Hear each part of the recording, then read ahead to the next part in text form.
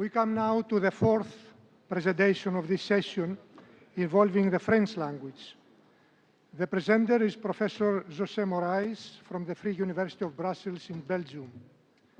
Professor Morais is a distinguished and world-known academic scholar. He and his co-workers in Brussels over the years have addressed with impressive ingenuity, skill and persistence some basic questions regarding the impact of literacy on linguistic and metalinguistic abilities, contributing in this way to the refinement and extension of our knowledge of the conditions for conscious representation of phonemes. Needless to say that his work has made a tremendous impact to the scientific community. It is therefore a great pleasure for me to invite Professor Morais to speak for about 25 minutes. Thank you very much. Excellences, chers collègues et amis.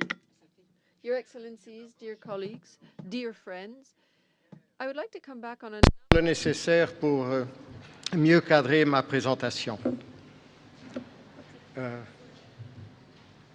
Au niveau du comportement, la dyslexie est un trouble de l'acquisition de l'habileté d'identification des mots écrits. Ce trouble peut être associé à d'autres, mais il est spécifique, au sens où il n'est pas accompagné par des anomalies dans la compréhension et l'utilisation du langage parlé. Nous savons que la compréhension des textes dépend à la fois de l'habileté d'identification des mots écrits et de l'ensemble des capacités langagières et cognitives qui interviennent dans la compréhension du langage parlé. La dyslexie correspond donc à un trouble sélectif au niveau de la composante identification des mots écrits. Elle s'oppose à l'hyperlexie, très rare, dans laquelle la composante capacité générale est affectée de manière extrêmement sévère, ce qui fait que le lecteur hyperlexique lit sans comprendre. Cette description comportementale de la dyslexie peut être corrélée, comme nous avons vu hier, avec une description neurologique. Mais la seule qui nous fournit une explication immédiatement compréhensible du trouble est la description cognitive, vu que la performance est le produit direct du traitement. C'est elle, cette description cognitive, qui est susceptible, en tout cas à l'heure actuelle, de permettre un diagnostic précis et d'appuyer des pratiques efficaces de prévention des enfants en risque de dyslexie et de rééducation des lecteurs dyslexiques. J'insiste par ailleurs sur la nécessité de ne pas considérer comme dyslexique tout enfant qui présente des difficultés importantes dans l'apprentissage de la lecture. Le pourcentage parfois cité de 10 à 20% de dyslexiques est, à mon avis, une surestimation grossière. Et je voudrais présenter ici le travail de Fluss et collaborateurs, tout récent, qui ont testé dans 20 écoles de la ville de Paris plus de 1000 enfants, un tiers par niveau socio-économique, donc haut, moyen et bas, presque tous de deuxième année, et tous avec au moins 16 mois d'instruction, et qui auraient dû pouvoir lire des mots et des textes simples. 135 enfants, donc 12,7% de l'échantillon total, se sont révélés des lecteurs faibles, selon le critère d'un retard d'au moins 12 mois dans 2 tests lecture. 100 de ces enfants ont ensuite été comparés à 50 lecteurs normaux. Ils étaient nettement inférieurs aux lecteurs normaux en lecture de mots. C'est indiqué sur l'image, 11,5 versus 40,3, de pseudomots, 20% versus 81%, et de textes, à peu près 11 contre 47%, ainsi qu'en compréhension de texte, 11 versus 53%. Ce que je veux surtout souligner, c'est que bien que les 3 niveaux socio-économiques aient été également représentés dans l'échantillon de départ, les lecteurs faibles étaient seulement 3,3% des enfants de milieu élevé, à peu près 11% des enfants de milieu moyen et 24,2% des enfants de milieu bas. Or, si la dyslexie est biologiquement déterminée, en principe, elle ne varie pas selon le milieu socio-économique. Étant donné que les critères stricts De la dyslexie, on écarte les enfants qui présentent un développement linguistique et cognitif pauvre ou appauvri. Il ne faut surtout pas ignorer, en matière d'éducation et de santé publique, la situation des 10% ou plus d'enfants lecteurs faibles qui ne sont pas dyslexiques. Quelles sont les conditions de l'apprentissage de la lecture dans le système alphabétique d'écriture? Elles sont 3. Elles entretiennent des relations de dépendance successives, puisque la deuxième dépend de la première et la troisième de la deuxième. Autrement dit, chacune doit pouvoir être suffisamment réalisée pour que la suivante puisse commencer à se mettre en place, peut-être selon un système le principe de cascade. La première condition, comme indiqué sur la diapositive, est la découverte du principe alphabétique, le fait que des lettres ou groupes de lettres, les graphèmes, représentent des phonèmes, lesquels ne sont pas des sons, mais des unités phonologiques abstraites. La prise de conscience de ces unités minimales n'est pas spontanée et ne dépend pas de l'intelligence. Elle n'apparaît que lorsque nous devons apprendre à utiliser un système symbolique qui les représente. La prise de conscience des phonèmes exige de l'aide sous la forme d'activités et d'analyse et, par exemple, comparaison de syllabes parlées et écrites en même temps. La deuxième condition est la maîtrise progressive du code orthographique de la langue.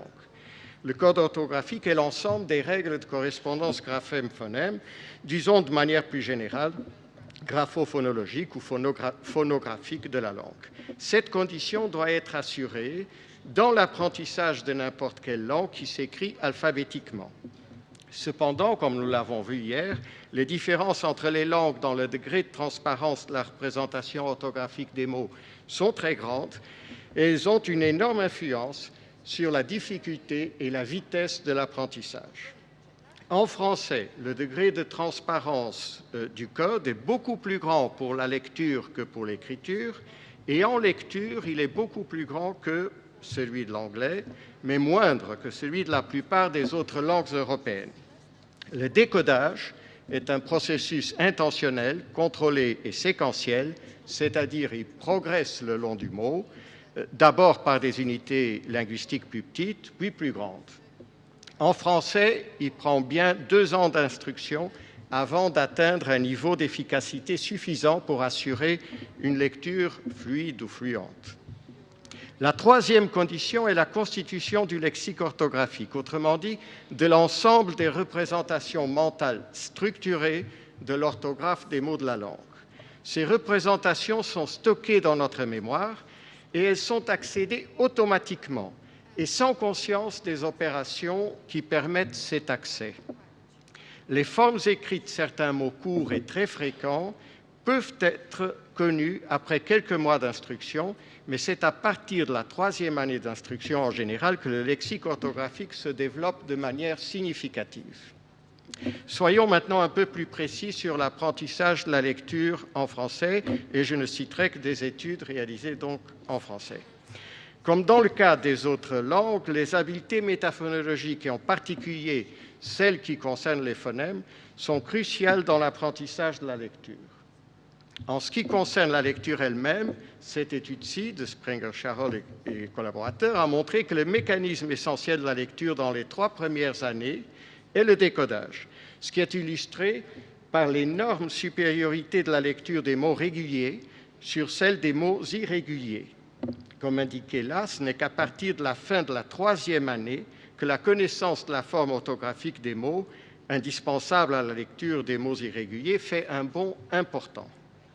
Une autre étude, celle-ci longitudinale de la même équipe, a montré que les habiletés de décodage mesurées au milieu de la 1re année expliquaient une partie unique de la variabilité interindividuelle dans les habiletés orthographiques à la fin de la 4e année.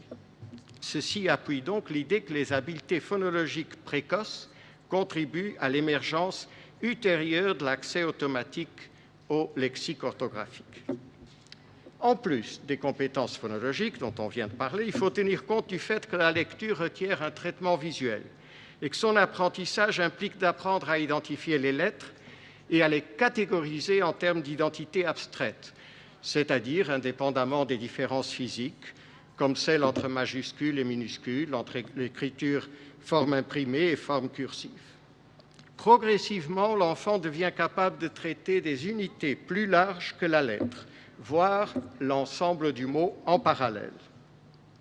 Ces auteurs ont appelé dans le pan visio-attentionnel le nombre d'éléments visuels distincts qui peuvent être traités en une seule capture dans la région centrale de la rétine.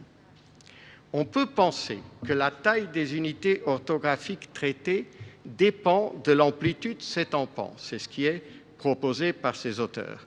Mais l'inverse est tout aussi possible, à savoir que l'amplitude de l'empan dépende du développement de l'habileté de traitement. Même si l'empan est estimé sur des séquences de consonnes sans voyelles, comme ce que les auteurs font, qu'ils utilisent comme paradigme expérimental, son élargissement, l'élargissement de l'empan, peut résulter de l'expérience de la lecture. Dans une étude qui est citée ici, sur 400 enfants de première, troisième et cinquième année, le pourcentage de rangées de lettres correctement identifiées a augmenté à travers les années, de 7% à 33-34% et puis à environ 47%. Les analyses de régression ont montré que les mesures de conscience phonémique et d'empan de traitement visuel contribuent toutes les deux et de manière indépendante l'une de l'autre à l'identification des mots réguliers, des mots irréguliers et des pseudomots. La contribution de la conscience phonémique était plus forte en première année, mais celle de l'empan visuel était plus forte en troisième et surtout en cinquième année. L'empan visuel doit refléter donc la capacité à organiser des groupes de lettres et, in fine, à mémoriser la représentation orthographique des mots. Quels sont alors, passons aux enfants dyslexiques et aux lecteurs faibles, quelles sont alors les acquisitions qui posent problème à ces enfants? Tout d'abord, la prise de conscience des phonèmes et l'habileté à se les représenter pendant un temps suffisant pour que ces représentations puissent être utilisées dans le décodage. Dans une étude, en fait l'étude que j'ai déjà citée de Fluss et collaborateurs, la conscience phonémique était la variable qui prédisait le mieux le succès dans l'apprentissage de la lecture. Elle rendait compte d'environ 50% de la variabilité interindividuelle et expliquait une part unique de cette variabilité au-delà de ce que le niveau socio-économique et le degré d'attention des enfants pouvaient expliquer. Tout comme les mesures de la conscience phonémique, celles relatives au décodage, et en particulier la lecture des pseudomots, ont une puissance diagnostique importante.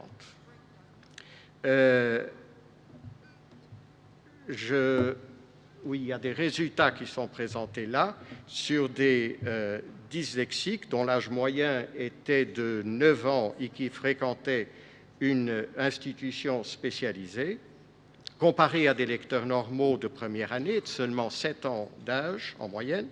Leur performance était particulièrement mauvaise pour les pseudomots longs. Comme vous voyez, c'est la dernière ligne sur l'image, confirmant ainsi l'importance des compétences phonologiques nécessaires au décodage.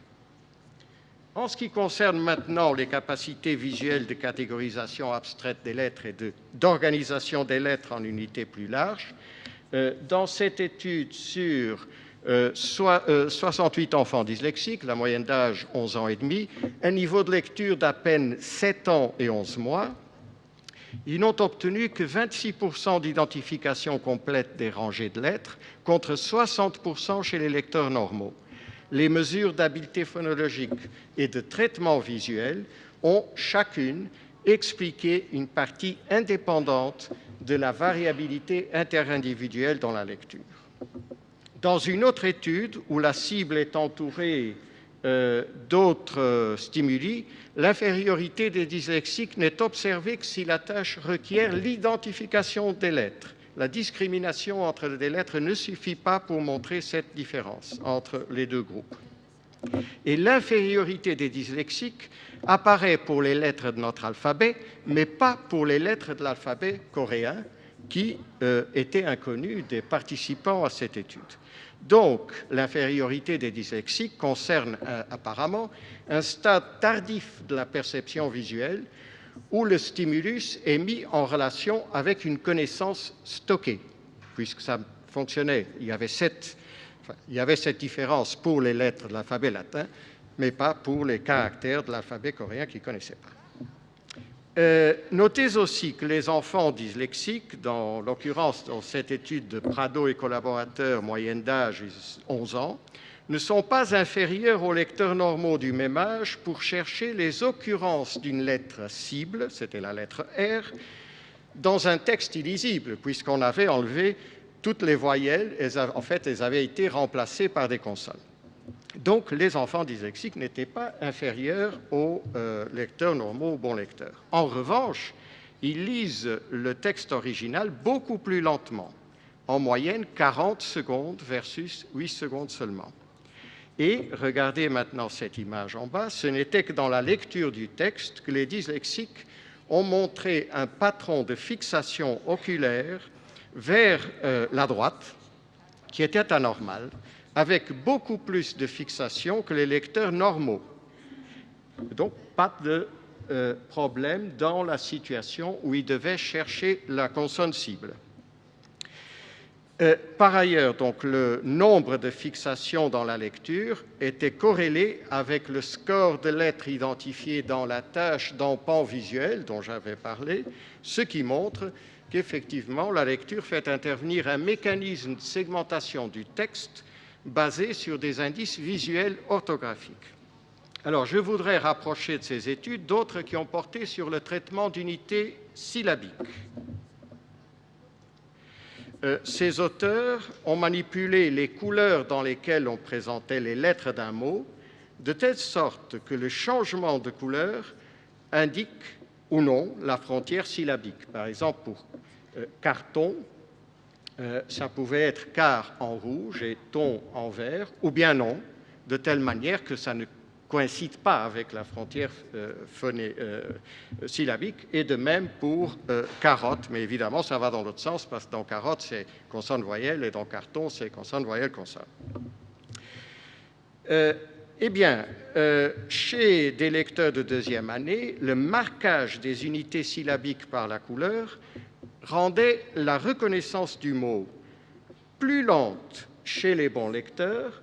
C'est la partie du haut de l'image. Vous avez à gauche de la figure le temps de réponse et à droite les erreurs. Regardez, pour simplifier, uniquement, si vous voulez bien, le temps de réponse. Et vous pouvez constater que donc en haut, tout à fait en haut à gauche, chez les bons lecteurs, le marquage, la coïncidence entre la couleur, donc le marquage par la couleur de la frontière syllabique, avait comme résultat que la reconnaissance du mot était plus lente. Et c'est exactement le contraire chez les lecteurs faibles, où elle est plus rapide. Comment peut-on interpréter cela? Eh bien, ce qui est clair, c'est que les lecteurs faibles sont aidés par le marquage syllabique. Et en revanche, chez les bons lecteurs, qui ont déjà plus de représentation de mots en mémoire, qui ont un lexique orthographique déjà plus développé, le marquage va provoquer une compétition entre plusieurs candidats lexicaux. Remarquez d'ailleurs que carton, car est un mot lui-même et ton aussi. Parallèlement, une autre équipe a montré que des lecteurs faibles entraînés à un jeu d'ordinateur qui mettait en évidence les syllabes des mots par leur couleur, comme ici, c'est juste pour donner un exemple, eh bien, ils amélioraient leur performance. Regardez en haut, c'est la reconnaissance des mots écrits. En trait pointillé, c'est le groupe contrôle, et donc ceux qui ont été entraînés sont représentés, leur performance est représentée par le trait plein. Et vous constatez qu'à partir du premier moment, il y a une augmentation progressive. Les deux derniers moments, les deux derniers tests correspondent à 4 mois et 9 mois respectivement après l'entraînement. Ce qui veut dire qu'il y a d'abord une différence qui s'installe entre les deux groupes, et cette différence se maintient et n'est pas du tout perdue quelques mois plus tard. Donc, en haut, ça représente la reconnaissance des mots écrits. Au milieu, à gauche, la performance pour la lecture des mots réguliers. Au milieu, à droite, pour la lecture des mots irréguliers. Et en bas, pour l'écriture de mots. Donc, vous avez ici des effets à long terme de cet entraînement à une segmentation syllabique, et cela par rapport à des lecteurs tout aussi faibles, mais qui n'étaient pas entraînés. En résumé, les dyslexiques, si l'on tient compte des seules études francophones, sont hétérogènes et présentent l'un ou l'autre de deux types de déficits, parfois les deux, un déficit phonologique et un déficit du traitement orthographique qui implique la constitution d'unités. Alors, je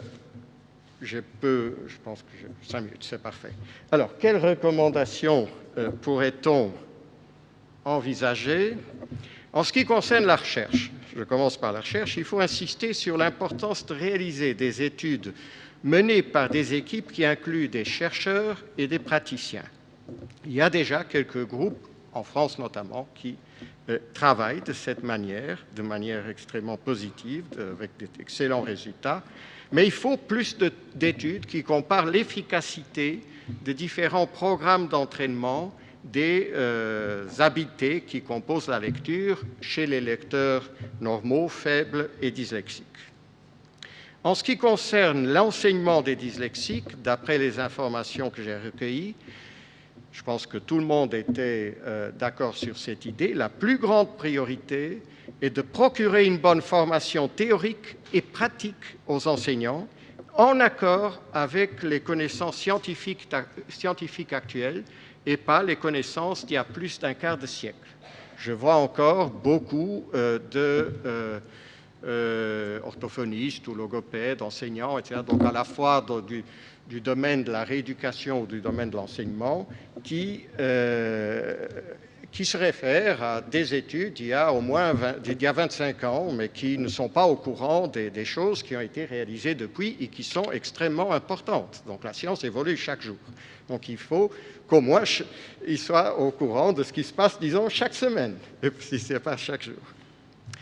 Alors, troisième recommandation, la dyslexie étant hétérogène, en tout cas, je me réfère au français, mais je pense que c'est plus que le français, la détermination du profil de compétences du lecteur dyslexique est cruciale pour engager un programme d'intervention.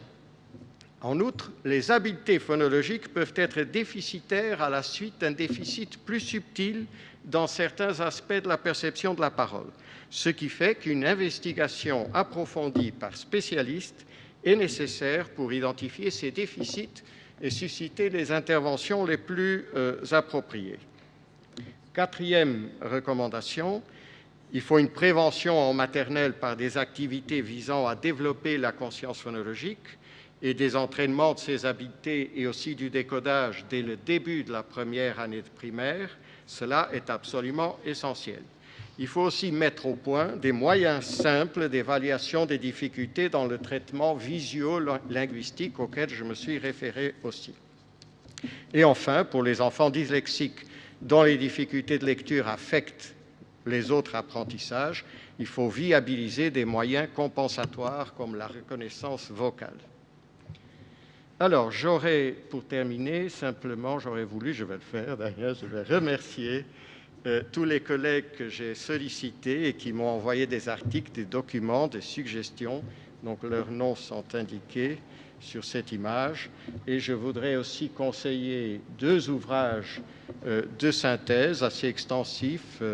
Le deuxième a d'ailleurs été déjà conseillé par M. Ramu hier.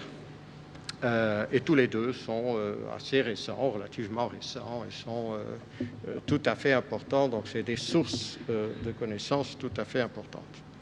Et voilà, merci, Monsieur le Président.